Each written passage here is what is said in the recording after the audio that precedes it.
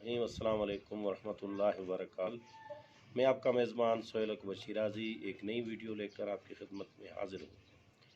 नाज़रीन किराम, जिन अहबाब का कद छोटा रह गया है, कद में बढ़ोतरी नहीं होती है, किसी भी सबब की वजह से उनके कद नहीं बढ़ रहे, चाहे बच्चे हैं या 35 साल की उम्र वाले अफराद के लिए ये नुस्खा मुफीद है।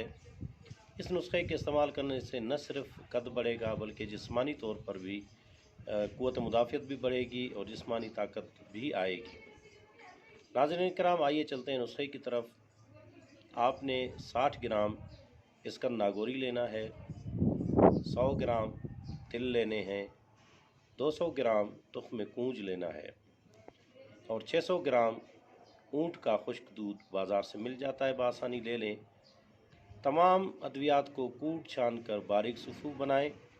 आखिर में उसमें ऊँट का खुश्क दूध मिला लें। नाज़रीन किराम, यहाँ पे मैं आपको बताता चलूँ कि अगर आप तुख्म कूंज को मुदब्बिर कर लेंगे तो ज़्यादा फ़ायदेमंद रहेगा।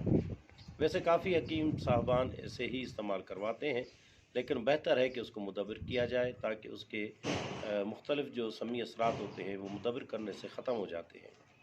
तुख्म कूंज को आप जब कूटेंगे उसके ऊपर से छिलका उतर जाए तो उसको 1 या 2 किलो दूध में उबाल लें।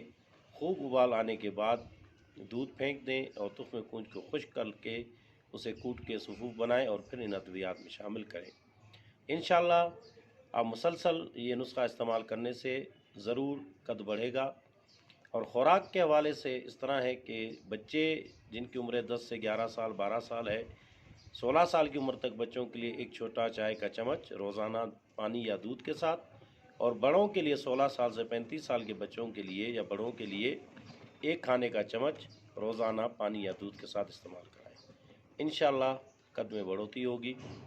आप ख़ुद इसके मुख्तलिफ़ फ़वाइद देखेंगे नुस्खे के। इसी के साथ अगली वीडियो तक अपने मेज़बान सोहेल अकबर शिराज़ी को इजाज़त दीजिए। वस्सलाम अलैकुम।